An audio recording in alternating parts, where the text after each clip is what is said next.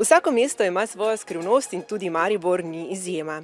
Za vrati številnih meščanskih hiš se namreč skriva skrivnostni svet starih dvorišč.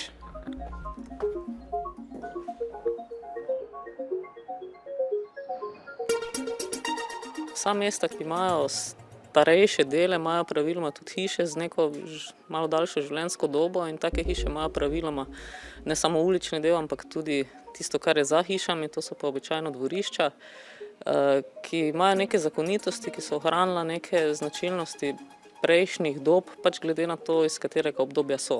No, to je dvorišče hiše v Slovenski ulici, gre za stari del mesta, za staro mestno jedro. In to dvorišče je imelo, recimo, konec 19. stoletja hlev, pa sobo za kočijaža, podkovaško delavnico, kovačijo, tudi svinjski hlev, pravzaprav še ob koncu 19. stoletja. Potem skozi časa se pa te namembnosti spreminjale, še vedno so ostajale na dvorišču tudi obrtne delavnice, ampak z drugačno namembnostjo. V hiši je recimo še po drugi svetovni vojni živel fotograf.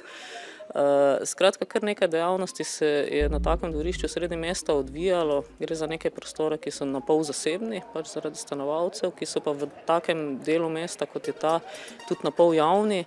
Od srede 19. stoletja so namreč v mestu zunaj nekdanjega mestnega obzidja severno, zahodno, vzhodno začeli graditi tako imenovane najemniške hiše, ki imajo pa drugo logiko. Ne gre več za ljudi, ki v hiši živijo in delujejo v isti hiši, ampak gre za tip hiše, kjer je nekdo lastnik hiše, v hiši je pa več najemniških stanovanj, v katere se naselijo tako rekoč neznanci.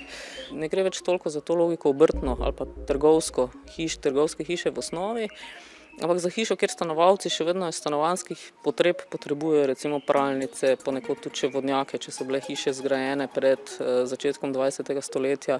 Še vedno gre za sušenje perila, tu in tam tudi še za hleve, čeprav ne več za svinjake ali pa hleve za krave, ampak bolj hleve za konje, ki pač še ostajajo povezani z mobilnostjo.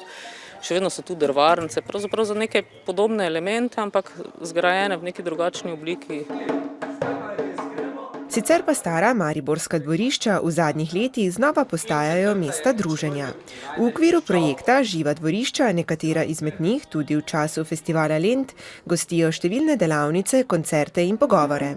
Prihodnji teden pa se lahko podate kar na voden pohod po skritih kotičkih najbolj zanimivih mariborskih dvorišč.